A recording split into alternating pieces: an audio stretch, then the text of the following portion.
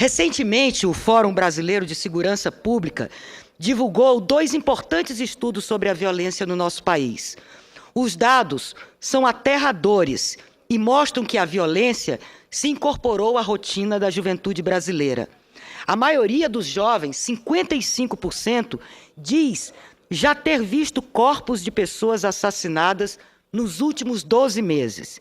E 30% destes relatam que já foram vítimas de algum tipo de violência.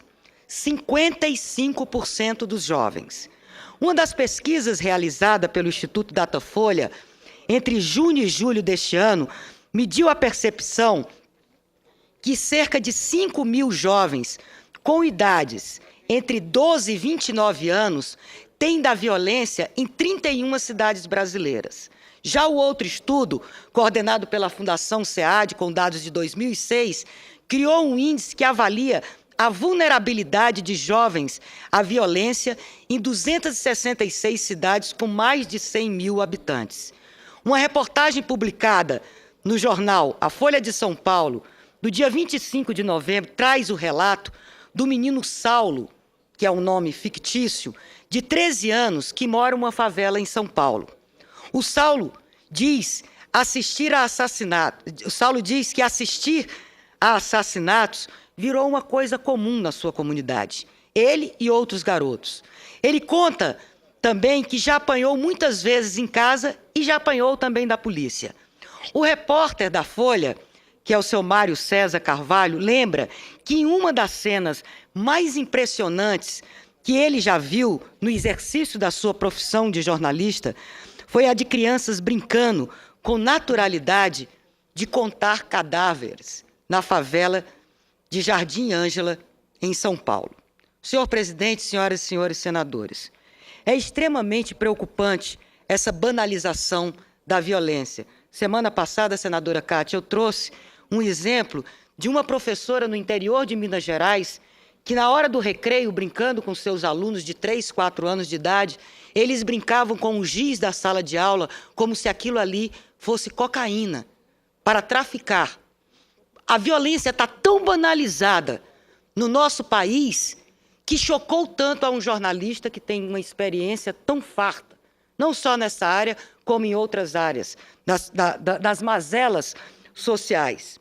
Enfrentar a violência não é uma tarefa fácil, mas também não é uma tarefa impossível. Sabemos qual é o caminho que nós devemos trilhar. Não é preciso lançar mão de ideias mirabolantes. Sabemos que o fundamental é aquilo que o senador Cristóvão Buarque fala todos os dias dessa tribuna e da onde pode. É investir em educação de qualidade desde cedo, desde a primeira infância. Além de políticas sociais consistentes em áreas como a saúde, geração de trabalho e renda, moradia, saneamento básico, segurança pública, cultura, esporte e lazer.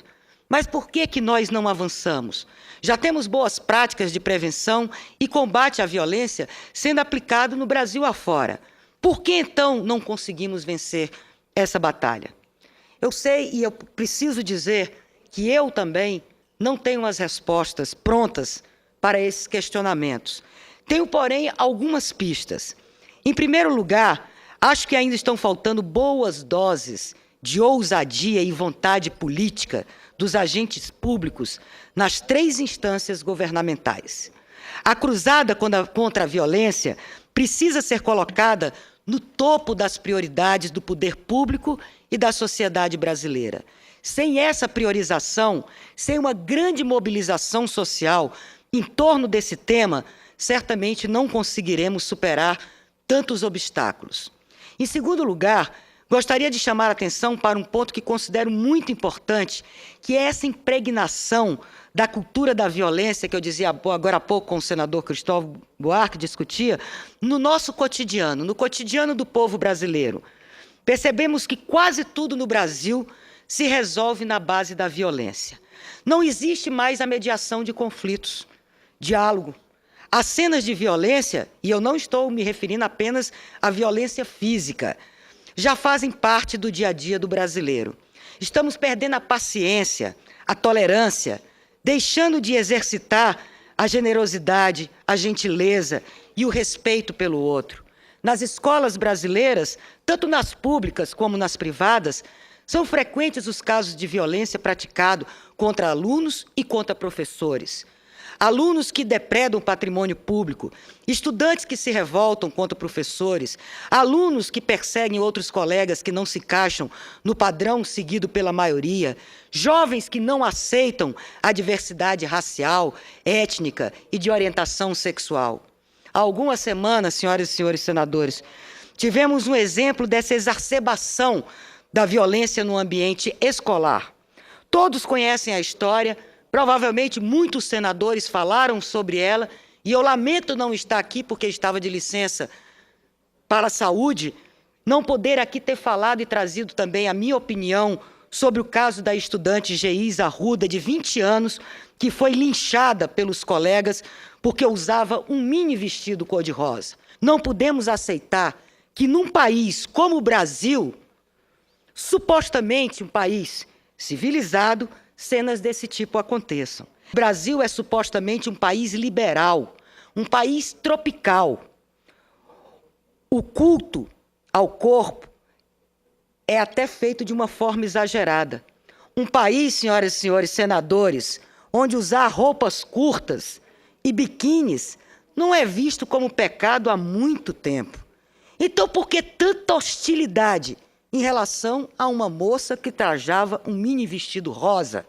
O problema é a existência de dois Brasis. O Brasil moderno, que avança, e o Brasil cada vez mais retrógrado. O Brasil moralista, preconceituoso, machista, que enxerga as mulheres apenas como objeto de desejo dos homens. Para este Brasil, é pecado quando as mulheres resolvem vivenciar a sua sexualidade sem amarras, sem preconceitos e sem tabus. Portanto, são desculpas esfarrapadas de um país ainda muito contraditório, de um país que precisa refletir muito, de um país que precisa aprender a respeitar o próximo, de um país que precisa aprender a exercitar a generosidade, a solidariedade, os contatos de olho a olho, os debates sinceros, os debates que realmente podem trazer algum futuro para esse país, que podem trazer alguma reflexão a nós que somos políticos responsáveis por representar o nosso povo e a nossa sociedade, que nós possamos ser políticos com a cabeça aberta, arejada, que não possamos permitir que esse tipo de atitude simplesmente impere nesse país, que crianças ainda sejam vítimas da exploração sexual, que crianças sejam vítimas do preconceito, que crianças sejam vítimas de tabus, que os nossos jovens não tenham o direito a exercitar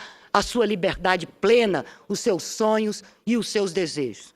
Por isso, senador, eu trago mais uma vez um tema que considero de alta relevância, um tema que deve ser abordado não só por aqueles que são ou se dizem ou desejam ser especialistas no tema da criança e do adolescente, mas de todos os homens e mulheres que estão aqui como eu, que sonham e que acreditam que é possível um dia viver num país melhor, num país mais justo e que respeite principalmente aqueles que são mais frágeis, aqueles que são mais vulneráveis.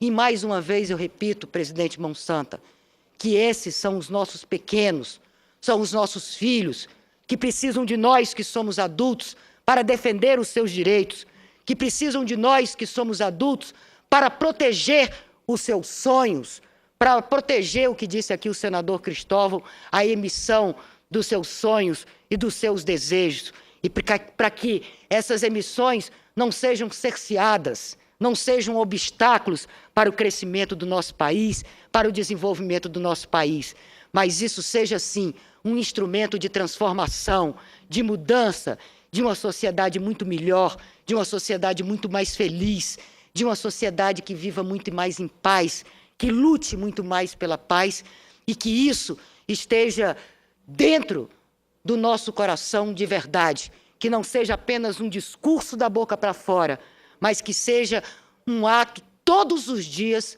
praticado por cada um de nós.